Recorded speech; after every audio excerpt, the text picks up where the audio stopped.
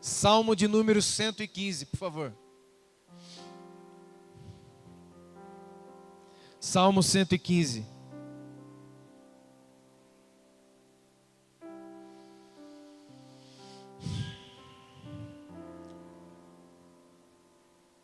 Salmo 115, amém?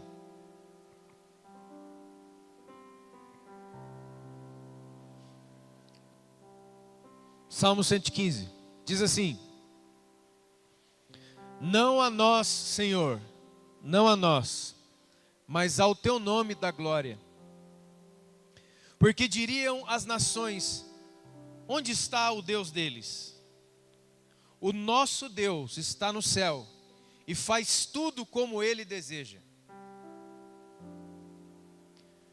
Prata e ouro são os ídolos deles, obras das mãos de homens. Tem boca, mas não falam. Tem olhos, mas não veem. Tem ouvidos, mas não ouvem. Tem nariz, mas não cheiram. Suas mãos não apalpam. Seus pés não andam. E som nenhum sai da sua garganta. Tornem-se, escute bem isso aqui, ó. Tornem-se semelhantes a eles. Todos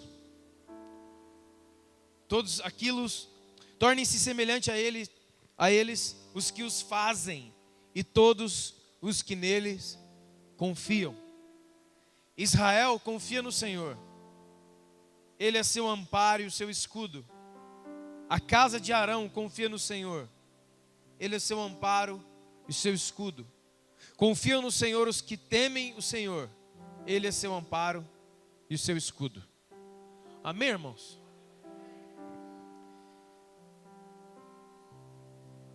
O pessoal do discipulado e outros irmãos já têm recebido essa porção, mas eu quero compartilhar nessa noite com toda a igreja.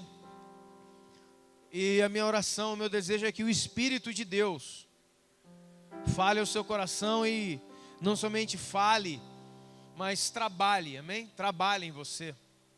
Porque a palavra de Deus diz, o apóstolo Paulo diz, que uma das funções, uma das obras realizadas pelo Espírito Santo em você, é tornar você semelhante a Jesus Cristo.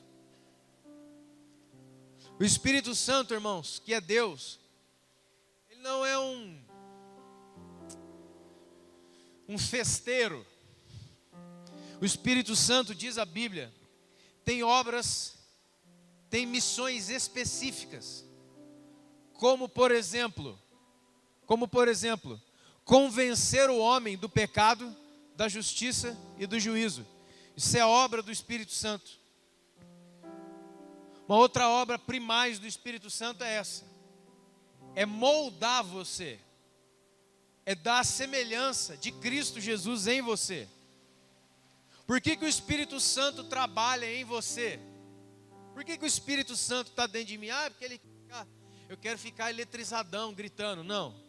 O Espírito Santo trabalha em você para convencer você a todo momento do pecado, da justiça e do juízo.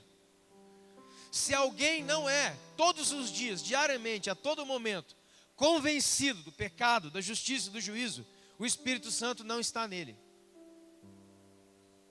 Entendeu? Uma outra coisa, o Espírito Santo veio dar dons. O Espírito Santo veio equipar a igreja com dons espirituais. E o Espírito Santo veio gerar construir a imagem de Jesus Cristo em você. Esse é o trabalhar do Espírito Santo, amém? Se essas coisas não acontecem em você, não estão em você, isso significa biblicamente uma coisa: que ele não está aí. É isso. E o Salmo 115 é muito poderoso. Talvez você lê e fale assim: acho que ele vai falar alguma coisa de uma outra religião. Não vou não. O fato é que diz aqui o salmista que a glória é dada ao nome do Senhor. Não a nós, Senhor, não a nós, mas o seu nome dá glória. Porque os deuses deles, os ídolos deles, escute, são prata e ouro, são obras das mãos deles. Preste atenção em cada coisa que eu disser, não deixe escapar nada. são obras das mãos dele, ou seja, coisas que o próprio homem construiu. Um homem de Deus, há muito tempo atrás, disse a seguinte frase, escute bem. Gênesis capítulo 1, versículo 26, 27 e 28 diz assim: então disse Deus, façamos o homem a nossa imagem, conforme a nossa semelhança. Ou seja, disse Deus, façamos o homem a nossa imagem e semelhança.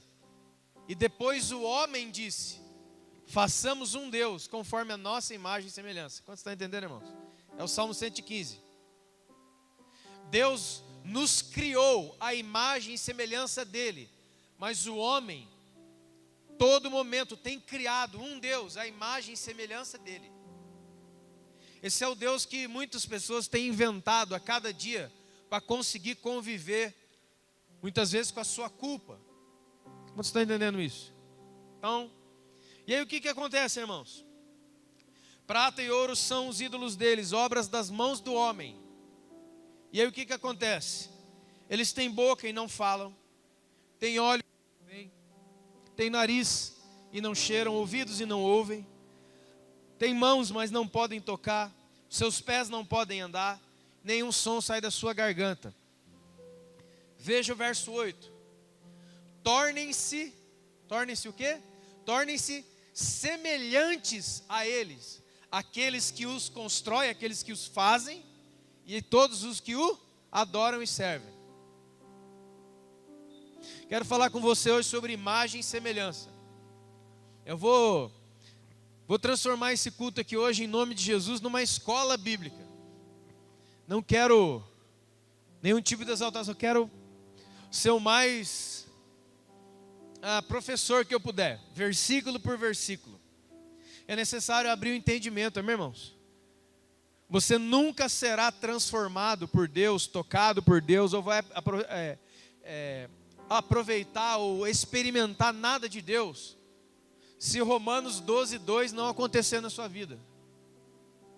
Não vos conformeis, não tomem a forma deste mundo, mas transformem-se pela renovação do vosso entendimento, para que daí sim você possa experimentar a boa, agradável e perfeita vontade de Deus. Esta é a razão, irmãos, porque as igrejas estão cheias de gente que não experimentam nada de Deus, porque Ele não está trabalhando junto com o Espírito Santo para que a sua mente seja transformada na revelação da palavra. Porque algumas pessoas, depois de tantos anos na igreja, elas não cresceram espiritualmente. Porque ela está aqui, eu não sei o que acontece, enfim, eu poderia dizer muita coisa. Mas você não tem feito a lição de casa junto com o seu professor, o Espírito Santo. Transformar o seu entendimento. Poderia falar aqui, por exemplo, acho que é uma coisa mais corriqueira. Pessoas, acho que todo mundo aqui, eu creio, tem uma pessoa que está importunando você, não tem? Em algum lugar. Eu acredito que todos, se não a maioria. Aquela pessoa que você fala, esse irmão é um irmão chato. Eu queria que ele sumisse da minha vida. Sabe por que você ainda deseja isso? Porque o seu entendimento a respeito dele não foi renovado. Você o compreende como uma pedra de tropeço, enquanto a Bíblia diz que ele só está ali para promover a sua santidade, a sua maturidade e Deus na sua vida. Amém, irmãos? Não deixa o Espírito Santo trabalhar com você hoje aí. Talvez você não trabalhou nem um pouquinho com ele no meio da semana.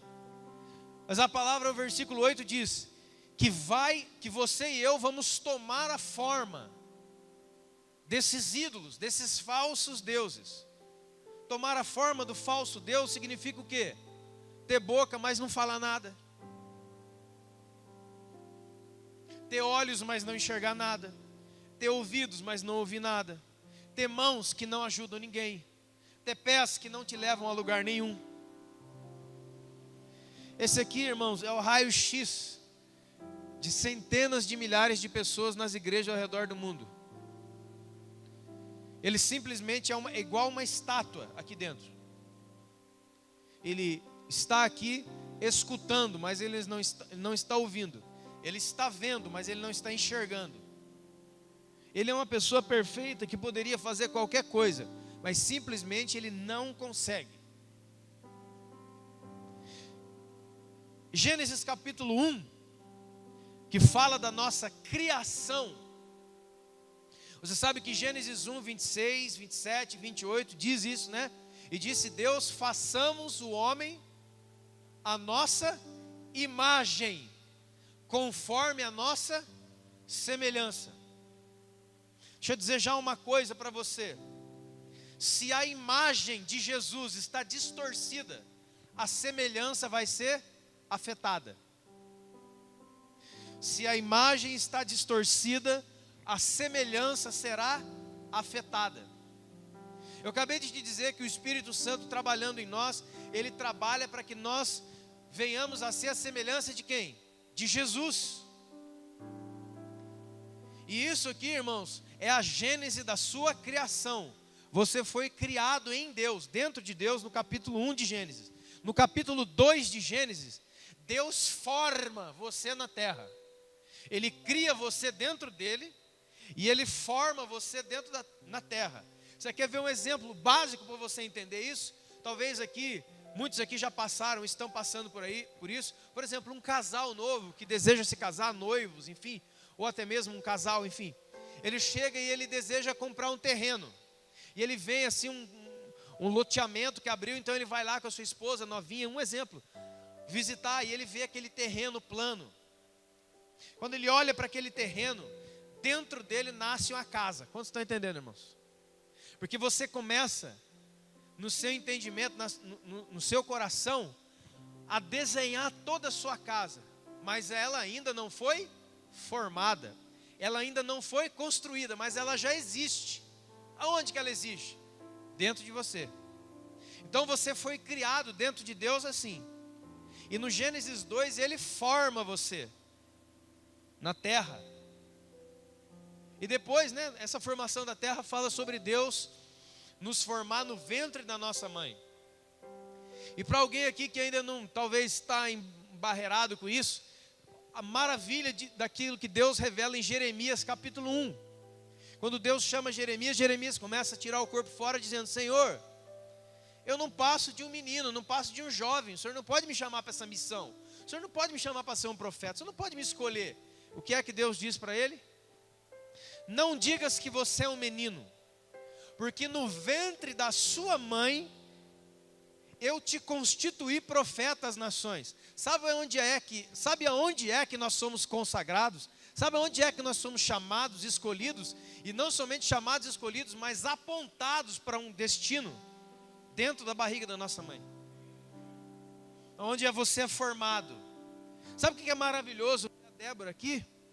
Porque no dia que eu fui criado, ela também foi criada. Deus não teve dias, eu vou criar um agora, outro agora, não. Quando Deus criou o ser humano, macho e fêmea, Ele criou de uma vez só todos nós.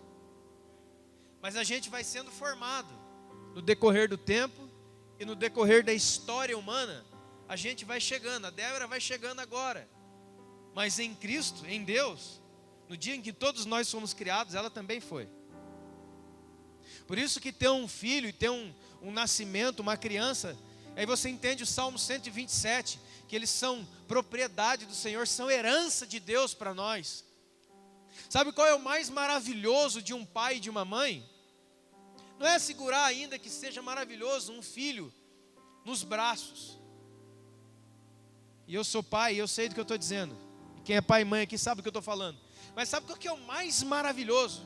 Você saber que essa criança é sua irmã. E que ela pode ser muito mais além do que você sonhou e pensou de ser um dia. Porque Deus a criou dentro dele. E formou do pó no ventre da mãe. E Ele nos formou e nos criou a sua imagem. Conforme, ou seja, tomando a forma da sua semelhança. Então, querido, para que você entenda uma coisa, Colossenses capítulo 1, versículo 15, diz assim, que Jesus Cristo é a imagem visível do Deus invisível. Porque nele, diz Paulo em outro lugar, porque nele habita corporalmente toda a plenitude da divindade. Jesus Cristo é o Senhor, Ele é Deus. Mas é interessante isso que Paulo fala sobre Jesus, que Ele é a imagem visível do Deus invisível. Como os seus discípulos uma vez perguntaram: Senhor, mostra-nos o Pai. E Jesus fala: eu tenho estado contigo e vocês me pedem para te mostrar o Pai. Quem vê a mim, vê o Pai. Um cara chegou para mim e falou assim: olha, cara, um tempo atrás, olha, eu gosto de você, mas deixa eu te dizer uma coisa, você não é apóstolo não. Eu falei: cara, eu não tenho problemas com essas coisas, mas vamos lá. Sabe por quê? O apóstolo de verdade tem que ter visto Jesus. Eu falei: então, eu já vi Jesus. Ele: não, você não viu Jesus. Eu falei: eu já. Você não? Quantos aqui já viram Jesus? Levante sua mão. Se você não viu Jesus, você está com um defeito grande. Porque um dos nomes poderosos pelo qual Jesus Cristo é chamado, em João capítulo 1 e no livro de Apocalipse, é Verbo. Jesus é a palavra encarnada. O Verbo se fez carne e habitou entre nós. Lá no Apocalipse diz: e aí vem o cavaleiro montado num cavalo branco e o seu nome é Verbo de Deus. O nome de Jesus é palavra de Deus, é Verbo de Deus.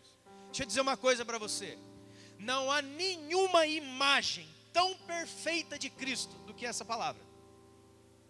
Quem conhece a palavra de Deus tem a imagem perfeita de quem Jesus é.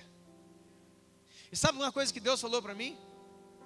Até os meus discípulos não viam a minha imagem perfeita. Porque você pensa que alguém que viu Jesus em carne, viu Jesus como ele realmente é. Não. Porque senão não haveria na sua Bíblia Mateus 17, onde ele pega Pedro, Tiago e João, sobe no monte e ele se transfigura diante deles. Jesus mostra para Pedro, Tiago e João no topo daquele monte. É como se ele arrancasse essa capa de carne e se mostrasse como ele realmente é. Andar com Jesus em carne não significa que você tem a imagem perfeita de Cristo, porque a imagem de Jesus é uma e a imagem de Cristo é outra. Por isso muitas pessoas, principalmente nessa época do ano, adoram um Jesus menino, um Jesus na manjedoura, um Jesus pequenininho, né? Tem até aquela música que a crente anda cantando, né? Não sei o que, bate o sino de Belém, glória a Deus, Jesus menino para o nosso bem. Não existe Jesus menino. Quem é Jesus menino? Quem é isso? O que é isso? Quem é esse? Não existe Jesus menino, a não ser que você tenha uma imagem de carne. Por isso o apóstolo Paulo diz em 2 Coríntios capítulo 5, versículo 16: a ninguém mais conhecemos segundo a carne, nem mesmo Cristo eu conheço segundo a carne. Sabe o que Paulo está falando? A visão que os 12 apóstolos tiveram dele em carne era simplesmente a visão de mais um judeu. Mas quando os 12 conheceram o Cristo que estava dentro de Jesus, a revelação se completou para eles. E aí eles se tornaram apóstolos e varreram o mundo. Quantos estão entendendo isso, irmão? Isso aqui é coisa importantíssima. Então, ter visto Jesus não significa que eles viram o Cristo. Por isso que Jesus se mostrou para Pedro, Tiago e João, falou: eu não sou quem vocês veem em carne. Eu não sou esse ser limitado que precisa beber, que precisa comer, que precisa dormir, que está cansado hoje, que está angustiado. Olha, eu vou mostrar para vocês três quem eu sou. E abriu. Por isso que o Pedrão ficou doido, falou: cara, não vou sair nunca mais daqui, quero ficar aqui para sempre. Você entra em Apocalipse, quando João, o escritor de Apocalipse, João é tremendo, irmão. O apóstolo João é uma pessoa muito agraciada de Deus, sabe por quê? Porque ele teve a oportunidade de conhecer Jesus e ele teve a oportunidade de conhecer o Cristo. Ele andou com Jesus. Mas é lá no Apocalipse, na ilha de Patmos, preso, que o Cristo se revela a ele. Porque quando ele vê aquele Jesus, ele não vê aquele cara lá. Ele olha para o rosto e o rosto de Jesus é como o sol no meio-dia. Você já tentou olhar para o sol no meio-dia? Seu olho não consegue. Os seus pés são como latão reluzente, ou seja, brilho. Ele está vestido todo de branco, com um cinto de ouro até aqui no peito, né? Ele tem os seus cabelos brancos como a neve, os seus olhos como chama de fogo, uma espada afiada sai da sua boca, e a sua voz é como voz de muitas águas. Esse é o Cristo, esse é Deus. Então, você pode ver que muitas religiões querem trazer uma imagem de Jesus. Eles constroem quadros, eles constroem imagens e tal. E aí você pensa, pô, nós somos da igreja evangélica, nós não temos uma imagem de Jesus. Sim, talvez você já não tenha mais uma estatueta ou um quadro, mas você pode construir uma imagem totalmente deturpada e falsa de Jesus aqui, ó. Está entendendo, irmão? Toda vez que a imagem está desfocada, toda vez que a imagem está deturpada, a semelhança vai ser afetada. Por isso, uma quantidade enorme de cristãos e crentes ao redor do mundo, ele vai passar a sua vida, olha que coisa trágica, olha que coisa terrível, passar a sua vida toda ouvindo pregação, cantando música, chorando essa coisa, e na segunda-feira você é qualquer coisa, menos alguém semelhante a Jesus. Quantos estão entendendo? É melhor que você entenda muito bem, porque senão é trágico. Como diz, é por isso que o nome de Deus é blasfemado no meio de vós, por causa de nós. Porque a gente é da igreja, mas a gente não se parece com. E se parecer com Jesus não é ter barba, andar com aqueles vestidos, não. É uma semelhança. A semelhança não é a imagem. A semelhança é algo interior. É aquilo que Jesus Cristo realmente é. E aí você vai entender, irmãos, por que Deus, ele é tão enfático, por que Deus é tão direto quando ele vai falar da idolatria. O que é a idolatria? Você lembra Êxodo capítulo 20, versículos 3 e 4? Os 10 mandamentos. Você lembra o primeiro mandamento da lei de Deus? Quando Deus fala com Moisés, ele fala assim, ó: não terás outros deuses diante de mim. Segundo mandamento: não fará para ti nenhuma imagem de nada que tenha no céu. Aí você, a imagem do céu é? O céu, irmão, é forrado de anjo, arcanjo, querubim, serafim, tronos, principados, potestades, soberanias, 24 anciãos, 4 seres viventes e uma galera que eu não sei nem quem é que está lá com Deus no céu. Qualquer uma dessas coisas pode te incitar a fazer uma imagem. Isso é muito fácil. O apóstolo João, que eu acabei de citar, quando o anjo aparece para ele em Apocalipse 21, ele se ajoelha e começa a adorar o anjo. O anjo fala: não faz isso, porque eu sou conservo teu, adora a Deus. Mas João era um idólatra? Não, João não era um idólatra. Mas quando um anjo de Deus aparece na sua frente, é 3 coisas, irmão. Ou você pensa que ele é Deus, ele não é. Ou você sai correndo ou desmaia, né? Ou você fica doidão, cara. Você cai, você desfalece, igual Daniel, capítulo 9 e 10 do livro de Daniel. Daniel lá, às margens do rio, o anjo Gabriel aparece para ele e faz assim, ó. Ele já bate com os 2 joelhinhos no chão assim, ó. Aí o anjo vai lá e toca nele: ei, rapaz, levanta, sou eu. Só vim falar com você, fica calmo. E aí fica muito estranho, né, irmãos? A quantidade de pessoas nessas igrejas malucas por aí que está vendo o anjo assim, ó, de balde. E nem a vida dele não muda. E nem a maneira de ele falar não muda. Ai, espera só um pouquinho, aqui tem um anjo aqui. Então, ei, volta daqui a pouco, hein? Vocês não viram? Não. É que vocês são carnais. Veja porque Deus é tão contrário à idolatria. Porque se você fizer uma imagem do que está no céu, do que está na terra e do que está na água debaixo da terra, isso é, os abismos, você vai começar, a sua semelhança vai começar a ser alterada. Isso é a palavra para todos nós, irmãos. Dia 12 de dezembro, que dia é hoje? Amanhã, fazem 15 anos que eu aceitei a Cristo. Amanhã. Aleluia, glória a Deus, ei, que legal, parabéns para você, aleluia.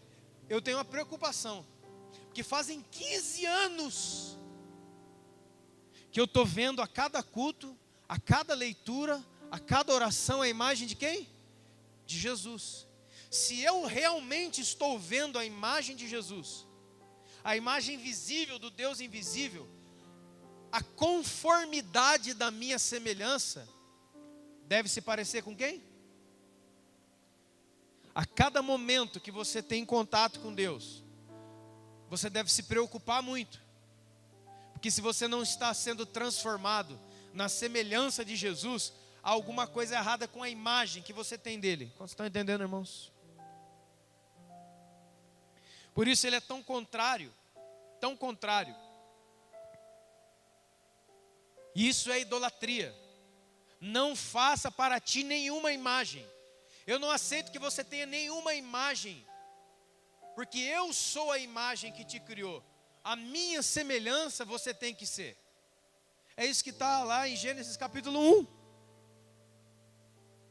Isso é algo muito preocupante, porque se o tempo passa e nós não podemos ver Jesus em você, a imagem que você está vendo é de quem?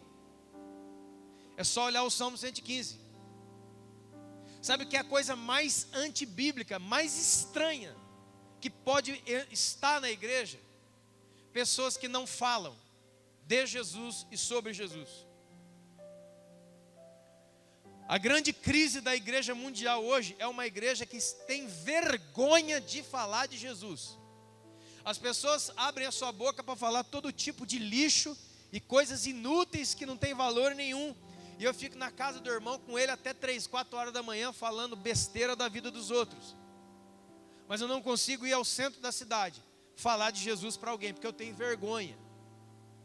Ou outro diz assim, mas é que eu não tenho conhecimento. É claro que você não tem conhecimento. Só alguém que tem a imagem de Deus tem o conhecimento de Deus. Isso é muito sério. Uma igreja que tem mão, mas não consegue estender para ninguém. E a gente fala muitas vezes contra o catolicismo romano. Por quê?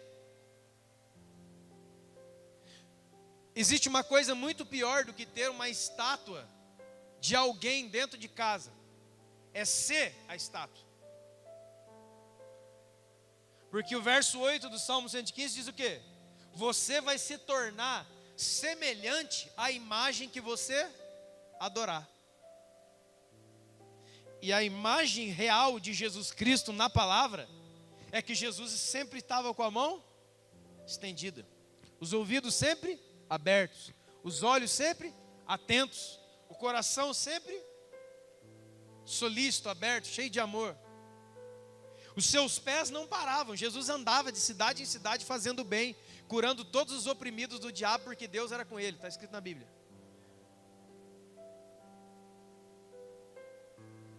A grande crise é que as igrejas evangélicas estão se lotando de pessoas idólatras. Eu era daquela religião e agora eu me converti. Você se converteu a quê? A quem? Agora eu sou evangélico. O que é ser evangélico? O que é isso? Se não é o nome de mais uma religião que tem Jesus no meio, mas não tem nada a ver com ele. Por quê? Porque eu não me pareço com ele. Você deveria perdoar como Jesus perdoa. Você deveria amar como Jesus ama. Você deveria fazer tudo que você pudesse, até a sua própria vida, como Jesus fez. E não achar legal porque a gente veio aqui domingo. É por isso que a cidade perece. Porque quando você lê Oséias 4:6, eu já sei essa. O meu povo é destruído porque lhe falta conhecimento. Você entende o quê? Ah, é um povo que não lê a Bíblia. Não, tem duas coisas aqui. O versículo não acaba aí. O meu povo é destruído porque lhe falta conhecimento. E tu, sacerdote, porque você, sacerdote, rejeitou o conhecimento, eu te rejeitarei também. O que mais tem na igreja hoje é sacerdote rejeitado por Deus. Por quê? Porque ele não deseja o conhecimento de Deus. E o conhecimento de Deus não é ler Bíblia. Eu já falei 1000 vezes isso aqui. Ter conhecimento de Deus não é ter conhecimento de versículos bíblicos, pelo amor de Deus. Ter conhecimento é uma vida, a minha vida, ligada à vida dele, até o ponto da minha vida não existir mais, somente a dele. Já não sou eu quem vivo, é Cristo que vive em mim. Você está entendendo, irmão? Por favor, entenda. Tua salvação depende disso. E é por isso que a igreja está forrada de pessoas cansadas, desanimadas e não sei o quê. E para falar do meu desânimo, do meu cansaço, eu vou culpar o irmão que não tocou a que eu quis. O som está muito alto, o som está muito baixo, a parede é preta, deve ser coisa de satanista. A igreja não sei o quê, os irmãos são falsos. Essa coisa do mundo, não tem nem outra coisa para dizer. Na verdade, o problema nunca foram as pessoas, o problema é você. Você é o problema. Pense na pessoa mais difícil com quem você tem relacionamento. Pense. Talvez um parente, um irmão. Pense na pessoa, cara, eu não gosto de ficar perto dessa pessoa. Pense nessa pessoa. Pois é essa pessoa que é o maior fator do seu crescimento espiritual. É justamente essa pessoa. Mas eu não compreendo, eu o vejo como meu inimigo. Eu o vejo como um diabo. Mas escute que eu vou dizer que essa aqui agora os evangélicos vão embora mesmo. Até o diabo é o diabo de Deus. Quem disse isso? Martinho Lutero. Ou por acaso o diabo está fora do controle do Senhor que domina tudo? Ou por acaso até o horário de acabar o servicinho dele já não está no relógio do Senhor? A Bíblia diz, o dia que acabar o seu tempo, Deus vai mandar um anjo com uma corrente, vai dar um nozinho nele e acabou a conversa.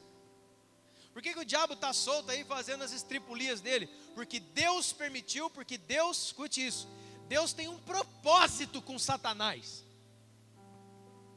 Agora, se Deus tem um propósito com Satanás, e Satanás está trabalhando, Deus tem o que com você? Que você se permite ser uma criatura menor que um demônio. Porque lá em Gadara, quando Jesus chega nas regiões de Gadara, você já leu a palavra. O endemoniado gadareno estava lá, não sei na onde que ele estava, irmão, lá no meio do cemitério. Diz que ele andava nos sepulcros, né? Você já leu a palavra. Da onde ele estava, ele sai correndo, pode ler a Bíblia. E vai lá na praia onde Jesus chegou. E sabe o que o demônio faz quando ele vê Jesus? Ele corre, se lança aos pés de Jesus e adora.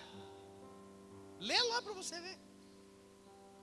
E ainda diz que temos nós contigo, Filho do Deus Altíssimo, porque vieste nos atormentar antes do tempo. Ó. E aí, para piorar a nossa situação, os demônios fazem um pedido e Jesus aceita. Não nos manda para longe dessa região, permite que a gente vá para os porcos. Sabe o que a Bíblia diz? E Jesus disse, podem ir.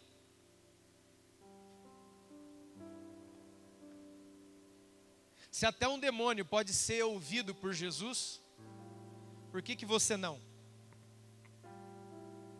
Sabe quando é que um demônio é ouvido por Deus e você não? Quando um demônio, sendo demônio, faz um pedido que está debaixo daquilo que é o plano de Deus. Jesus vai, cara.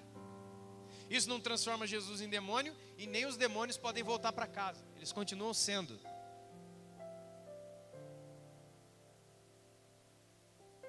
Mas o fato é que quando aquele endemoniado soube que Jesus estava na área, ele correu para Jesus.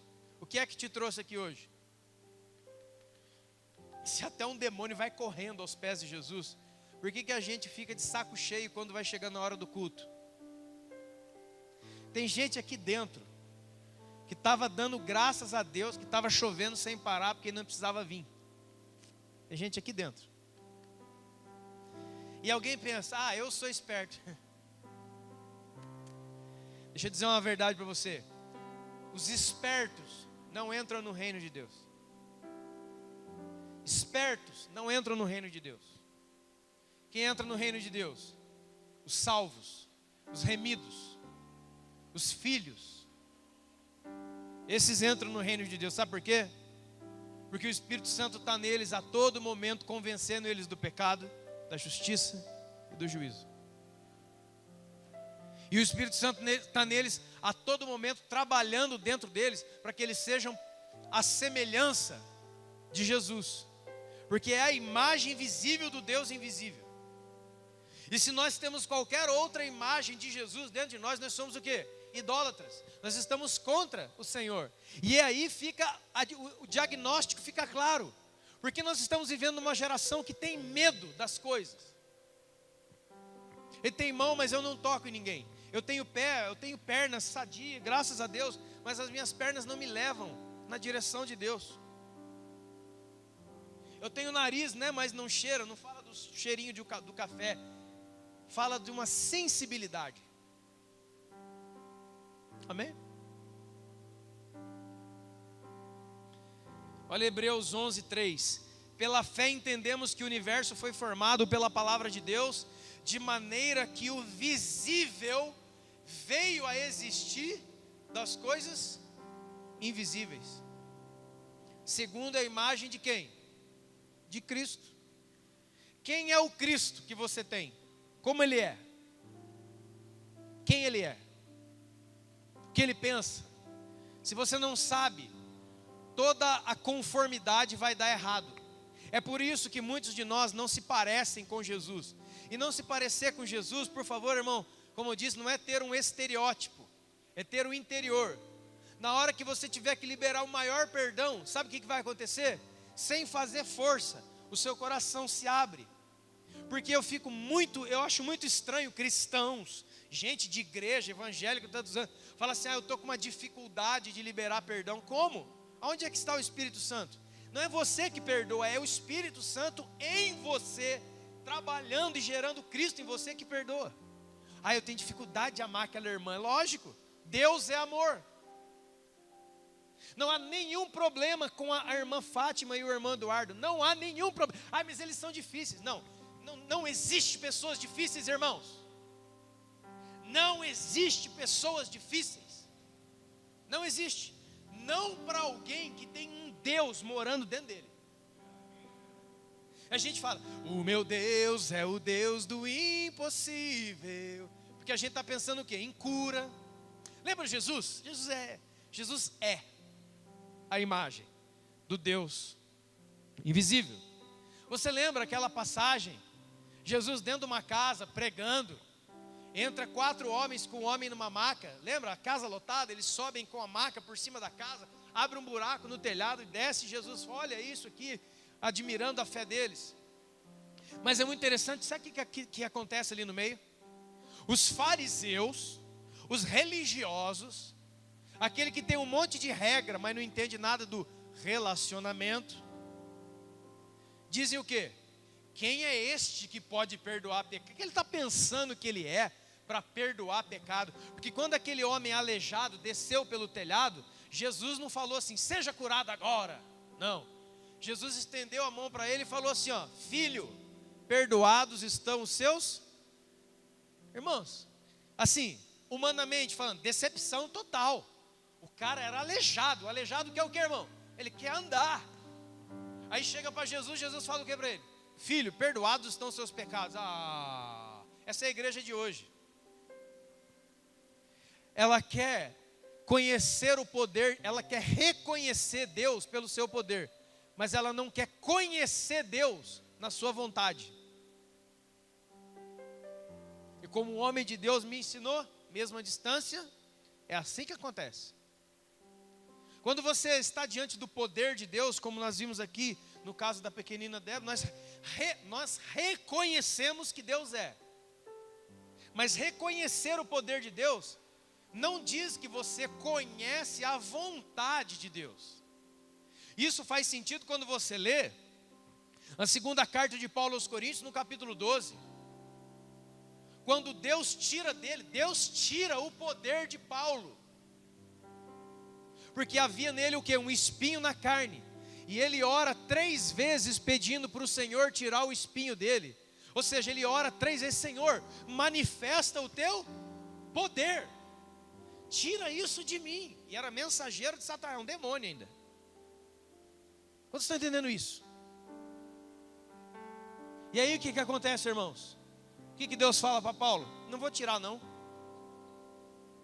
Porque o meu poder se aperfeiçoa na tua...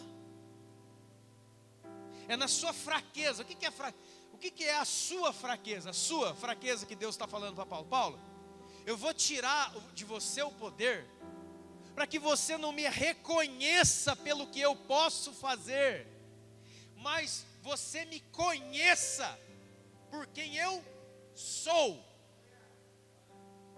Qualquer um pode reconhecer que Deus é, porque Deus está fazendo.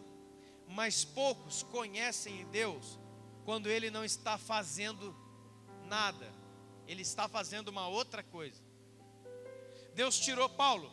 Não vou tirar o espinho na carne, porque o meu poder se aperfeiçoa na sua fraqueza. O que o Paulo fala? Então de boa vontade eu passarei por sofrimentos, dores e aflições, porque quando eu sou fraco, aí é que eu sou forte.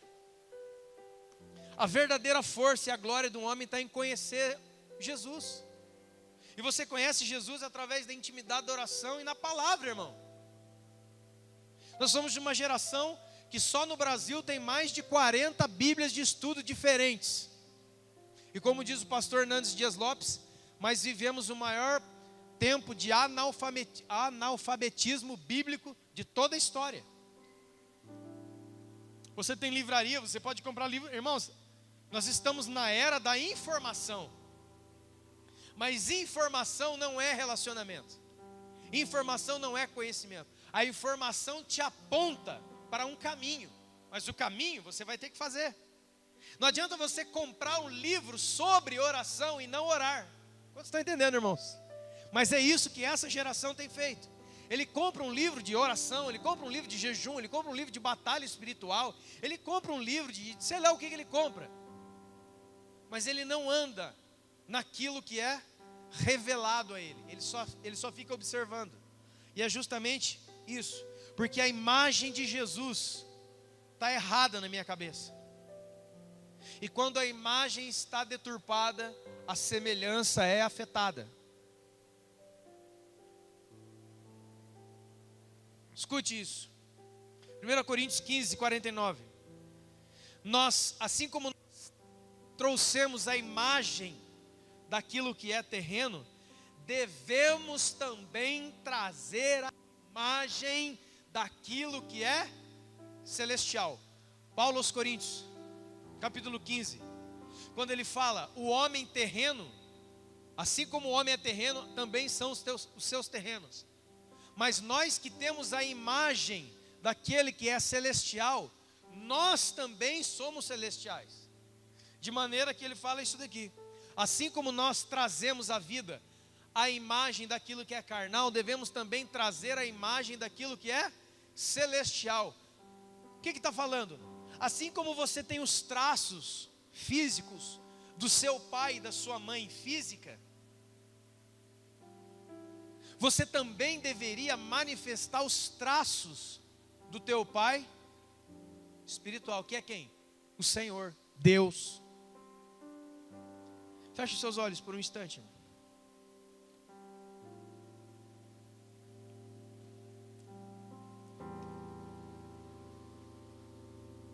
Todas as pessoas podem te encontrar pela rua e falar, nossa, como você está parecido com seu pai. Você anda igual a ele, você tem a cor dele, os traços dele. Você está perdendo o cabelo igual a ele.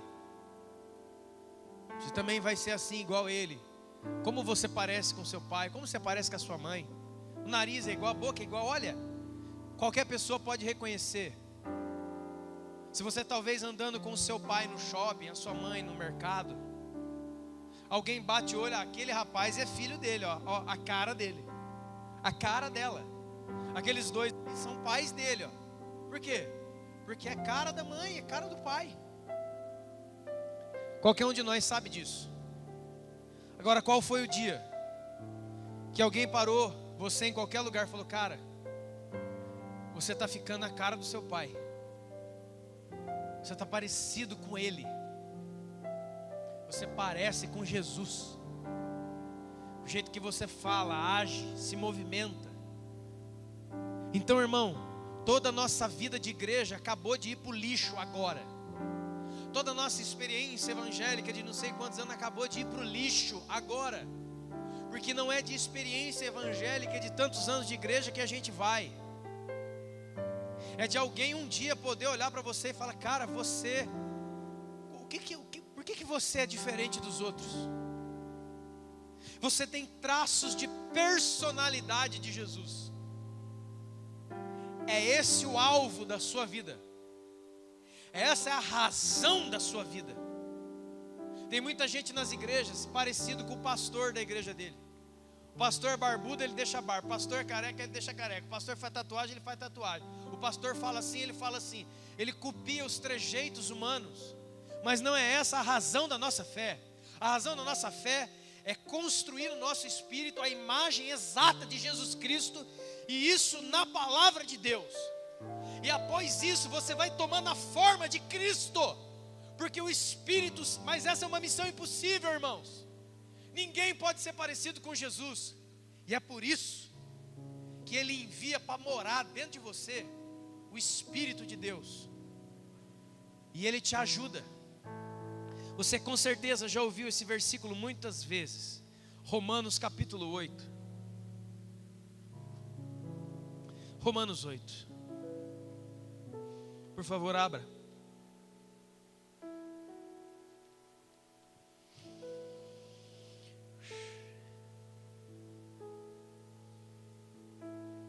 Romanos 8, 28. Ah, não. Oh, Pai, aleluia. Irmão, não sei como é que tem gente que não gosta da Bíblia, irmão. Não sei, eu não consigo. Você precisa se converter. O dia que você aceitar Cristo e se converter, você vai ver como é que a Bíblia é a coisa mais deliciosa que existe. Só você se converter. Aceita Jesus hoje para você ver. Você vai. Então o que é aceitar Jesus? Não é vir aqui, eu aceito. Eu também aceito. A Jesus. Meu coração. Me perdoa. Não, cara. Sabe o que é aceitar a Cristo? É aceitar a imagem invisível do Deus invisível e se tornar a semelhança dele. É essa pessoa que aceitou Jesus, não é alguém que veio aqui. Inclusive, deixa eu só informar para você, agora também os evangélicos vão embora rápido. Eu nunca aceitei Jesus desse jeito. Eu nunca fui na igreja, nem do primeiro dia lá na frente, alguém, cabeça baixa, alguém botar a mão no meu coração. Eu nunca fiz isso. Então, se você não aceitar... Irmão, vamos ler com cuidado. Abre aí, Romanos, é a escolinha. Romanos 8, 26. Vamos entender direito, para turma. Tem muita gente falando coisa que não deve, né? Verso 26 de Romanos 8. Abra. Olha. Também o Espírito Santo, nos assiste em nossa fraqueza. Que fraqueza é essa, irmão? Ah, é porque essa semana está difícil. Não! Sabe qual é a fraqueza que o Espírito Santo te ajuda? É a fraqueza de só ser ser humano, de só ser carne, de só ser você. Não é essa ladainha que a gente fica fazendo com Deus toda semana, não. Porque o Espírito Santo nos assiste, Ele nos ajuda, Ele é o ajudador nas nossas fraquezas. Que fraqueza? Na nossa fraqueza. É em nossa fraqueza, não é nas nossas fraquezas. É em nossa fraqueza, é singular. O que é isso? Qual é a fraqueza do homem? Qual é a maior fraqueza, maior fragilidade do ser humano? Simplesmente ser humano. Simplesmente ele é a cara do pai dele, mas ele não é a cara de Jesus. Essa é a maior fraqueza que nós temos. Entendeu, irmão? Amém? Entendeu agora? Porque nós não sabemos orar como convém. Sabe o que é orar? Pai nosso que está no céu, santificado seja o vosso nome, venha a nós o vosso reino. Não. Quando ele fala que nós não sabemos orar como convém, nós não sabemos nos relacionar com Deus da maneira correta. Amém? Está entendendo, irmão? Abre o entendimento em nome de Jesus. Mas o mesmo Espírito intercede por nós de uma tal maneira, com gemidos inexprimíveis. Por que é que o Espírito Santo intercede por você e por mim, até o ponto de gemer? Porque Deus, é como se Deus fosse desesperado em que você se transformasse à imagem e semelhança dEle. É um desespero no coração de Deus olhar para a terra, depois de ter feito tudo na cruz, e ainda enviado o Espírito sobre nós, que a gente parece com qualquer um, menos com Ele. Vocês estão entendendo, irmãos? Então ele chora, ele geme diante de Deus por você e por mim, porque algo da nossa fraqueza está muito sobressaído. Nós nos parecemos com qualquer pessoa, menos com Ele. Aquele que sonda corações e sabe qual é a mente do Espírito Santo, porque segundo a vontade de Deus, Ele intercede por você. Irmão, no nome de Jesus Cristo, leia isso aí. O Espírito Santo intercede por você e por mim, segundo a vontade de Deus. Não é segundo os seus pedidos dessa semana. Esse dia eu estava conversando com o irmão aí, nós fomos fazer um serviço aí no litoral. Estava conversando com ele. E quando eu falo isso, eu falo de mim mesmo, porque um dia, muitos anos atrás, eu fiz isso. No que eu me arrependo agora diante de Deus, diante de vocês, por causa da minha ignorância. Tem muito lugar por aí que vai chegando agora o fim do ano, as igrejas começam a lançar as suas campanhas de fim de ano, 12 dias para 12 meses, essa coisa. Irmãos, isso deve gerar uma tristeza no coração de Deus tão grande, por causa disso. Aí agora campanha, traga um envelope como oferta, leve um papel, escreva os seus desejos para 2017, nós vamos orar, sabe, meu plano de vida do ano que vem, essa coisa aí, que esse monte de igreja está promovendo isso. Ninguém parou para falar, epa, um verdadeiro cristão, ele não tem que fazer meu plano, 12 dias para 12 meses, não tem que fazer nada disso. O cristão ele tem que saber a vontade do seu Senhor. E quando ele sabe a vontade do seu Senhor, ele entende, por exemplo, Salmo 139. Todos os meus dias estão escritos no seu livro, sem que um deles ainda houvesse. E que se você quer mudar o seu 2017, compre uma calculadora, uma caneta e um papel. Aprenda a fazer conta, não entre em dívida, seja homem, seja gente, mas não mete Deus no meio dessas coisas. Não chame Deus para dar um jeito na sua desorganização e desobediência financeira com seus pais, no seu relacionamento de casal. Sabe como é que você conserta o seu casamento? Seja obediente a Deus. Pronto, acabou. Sabe como é que você conserta a sua vida financeira? Seja obediente a Deus. Pronto, acabou. Sabe como é que você conserta qualquer coisa na sua vida? Obedeça a Deus. Mesmo que não faça nenhum sentido, mesmo que esteja doendo, mesmo que os seus olhos estejam mostrando tudo errado, você não vive, o cristão não vive do que vê, ele vive do que crê. O meu justo viverá da fé. Ah, eu já sei o que é isso. Eu vou ficar por aí pedindo comida, porque o justo viverá da fé. Não, senhorito.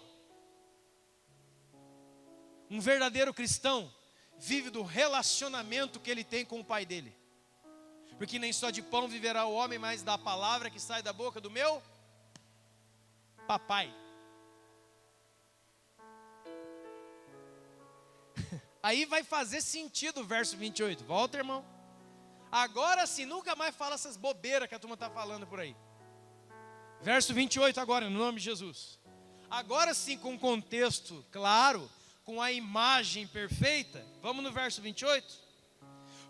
sabemos que todas as coisas cooperam para o bem daqueles que amam a Deus, daqueles que são chamados segundo o seu propósito.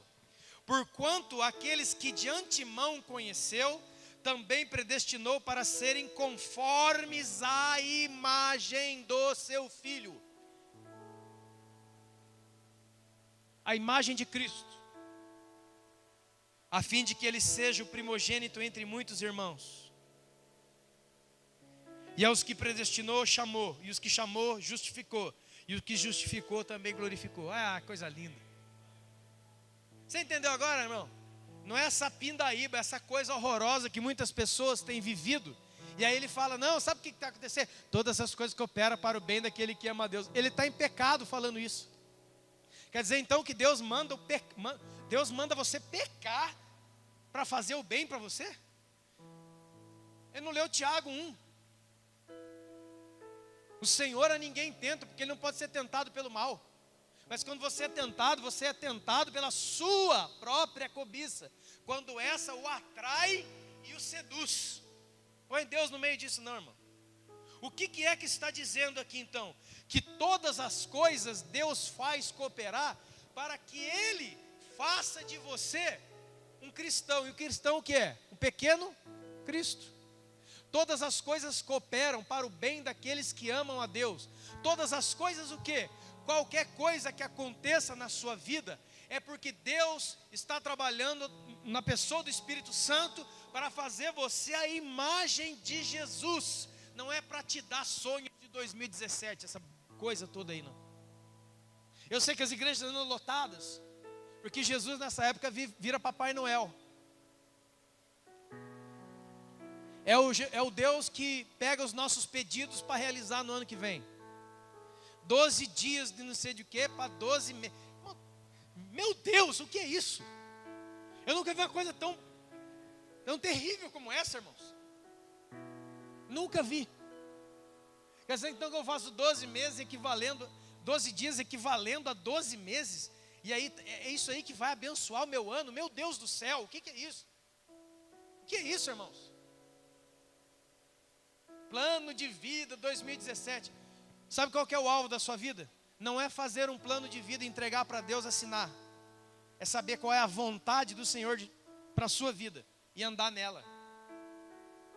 De fé em fé, de glória em glória. Porque a boca do homem faz planos. Porque eu queria ver esse envelope do 2017, a campanha de 2017, escrito aqui, ó. Porque a boca do homem faz planos, mas a resposta certa vem do Senhor. Não está escrito. Aí Jesus vira Papai Noel. E aí bota uma cesta aqui, e as pessoas vêm entregando os seus pedidos. Que falcatrua é essa? Porque o Espírito Santo trabalha em mim, fazendo tudo cooperar, para que a imagem de Jesus fique tão clara, que a semelhança comece a aparecer. Amém, irmãos?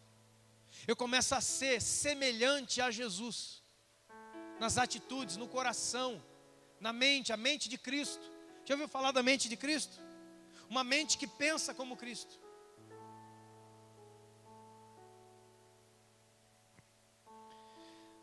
Você foi criado para 4 coisas, escute isso. Você foi criado para conhecer Deus. Oséias 6, conheçamos e prossigamos em conhecer o Senhor. Jeremias disse assim, ó, isto consiste a glória de um homem, em me conhecer e saber que eu sou o Senhor. Sabe qual é a coisa mais sublime e gloriosa da sua vida? Não são os seus diplomas. É ser um homem e uma mulher que conhece a Deus. Essa é a glória. Por isso que Deus chama os pobres de meus pequeninos, gente que já está com Ele. Gente que já é dele. Segunda coisa, você foi chamado para amar a Deus. Você foi chamado para conhecer, é nessa ordem. Primeiro você conhece, depois você ama. Você não pode amar alguém que você não conhece. Por isso o amor de muitos tem se esfriado, como diz a profecia de Jesus, em Mateus 24, 12. No fim dos tempos, o amor de muitos se esfriará. Quando é que se esfriará? Como é que se esfriará? quando você abandona o conhecer, o seu amor vai diminuir. Olha para a pessoa que está do seu lado, bem no olho dele. Sabe qual é? Fala assim para ele, ó. Sabe qual é o plano de Deus para você em 2017? Conhecer e amar a Jesus. Esse é o plano. E sabe o que vai acontecer em 2018? Vira para ele aí. Fala assim, agora eu tenho uma revelação. Fala aí, irmão. Eis que te digo. Fala assim para ele, eis que te digo. Em 2018, o plano é conhecer e amar a Deus. Agora 2019 e 2020. E para sempre, sempre, sempre. Conhecer e amar o Senhor. Dê um aplauso a Ele. Glorifique ao Senhor. Ao Cristo ressurreto. Depois que você conhece, você passa a amar desesperado. Por isso, irmão, você já leu o Salmo número 1? Salmo número 1? Salmo número 1 é conhecido, né? Como é que começa mesmo? Conhecido, Bem-aventurado o homem, que não anda segundo o conselho dos ímpios, não se detém no caminho de pecadores e nem se assenta à roda de escarnecedores. Antes o seu o quê? O seu prazer, não é o seu serviço, não é essa corrente, não é o seu peso, é o seu prazer. Está onde, irmão? Na lei do Senhor, e nela ele medita de dia e de noite. O que vai acontecer com esse homem? E ele será como uma árvore plantada junto ao ribeiro das águas, cujas folhas não murcham. Crente que está murchando é porque está fora do rio, é que não está perto do rio, é que não está perto das águas, que é a presença e a figura do Espírito Santo. Você está plantado aonde? Você está plantado em denominação? Você vai se lascar, meu chapa. Está plantado na fé da vovó, do vovô, do pastor, de quem que seja, você está lascado. Ou você está plantado junto ao ribeiro das águas, ou você vai viver murcho o ano inteiro. As suas folhas não murcham, e ele dá fruta a tempo e a fora de tempo. É fruto sempre. Você não vai ser esses cristãos uma semana bem, outra semana mal, um mês abençoado, outro mês querendo dizer, não. Deus faz de você uma árvore que não precisa de tempo. Você viu, você passa, está acontecendo isso. Você passa em vários lugares, as mangueiras estão cheias de manga. Por quê, irmão? Por quê? Porque a gente fala o quê? Porque está no tempo de manga. Você não pode ser assim. Não pode. Você não pode dar fruto no tempo. Você tem que dar no tempo e fora de tempo. Sabe por quê? Em qualquer momento chega o vosso Senhor, como ele chegou para aquela figueira e viu que ela não tinha. E ele disse o quê? Nunca mais nasça fruto de ti.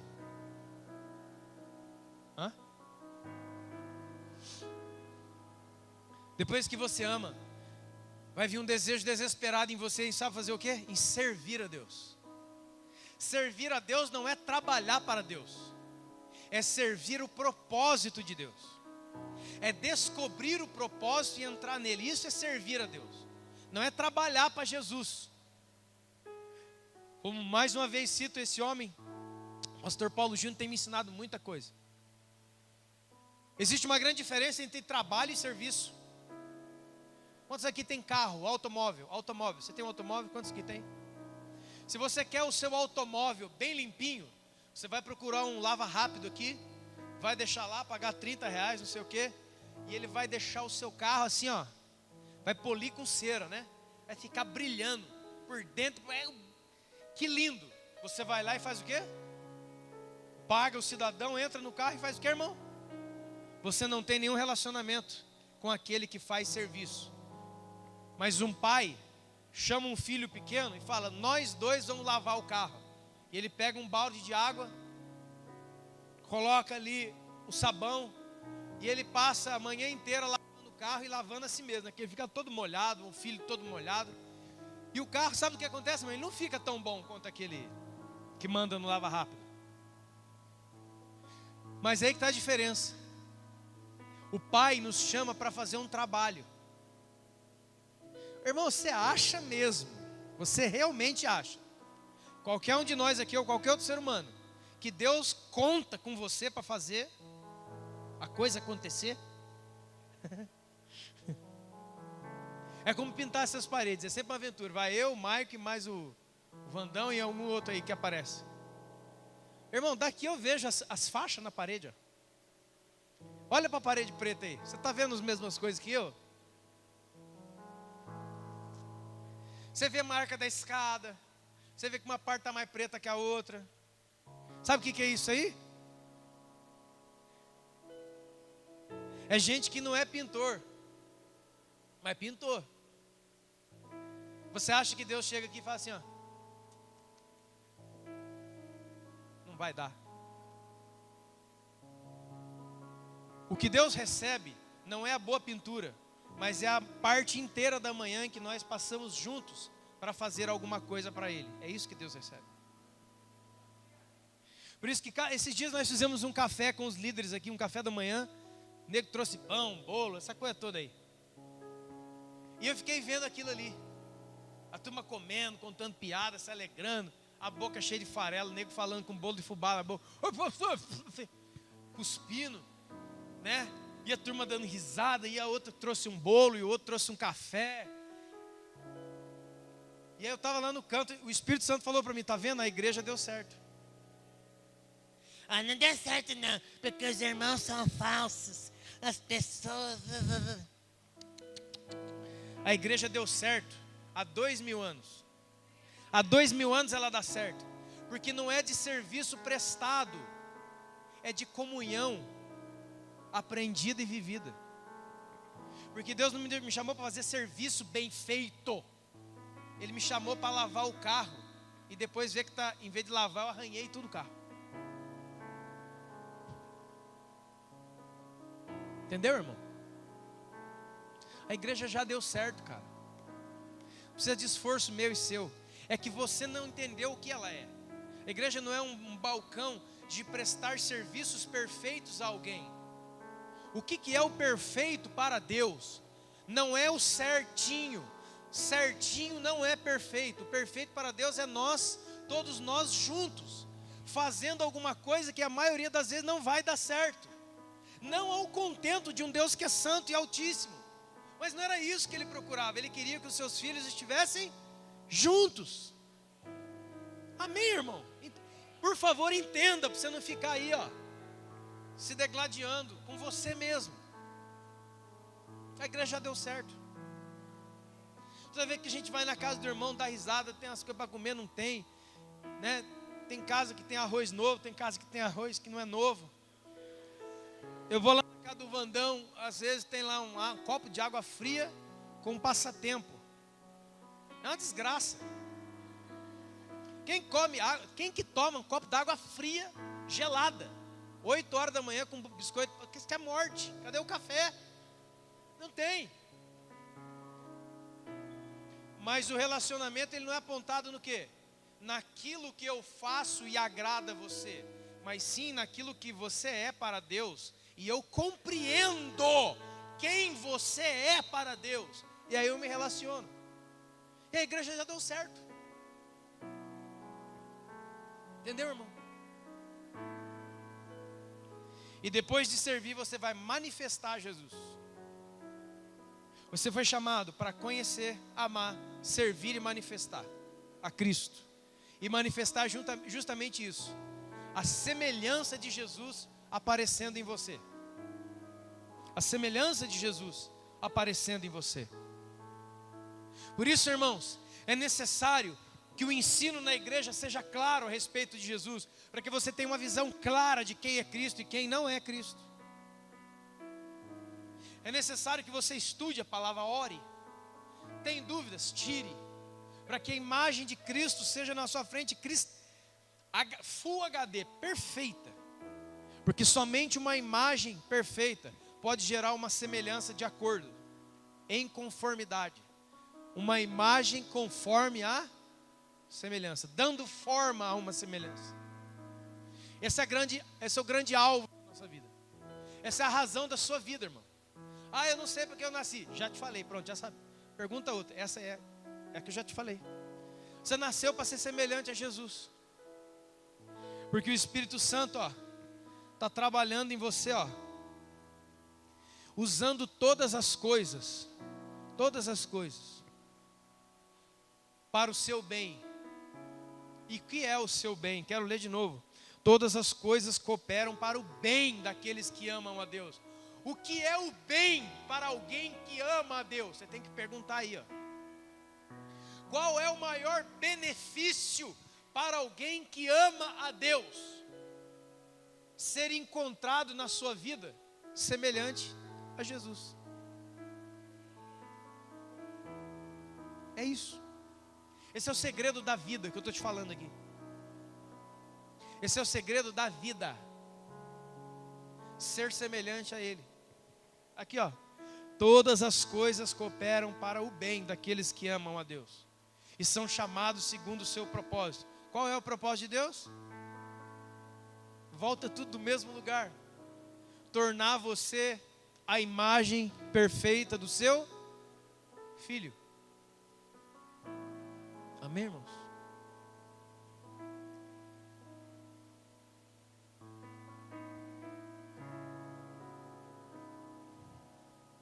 Se coloque de pé.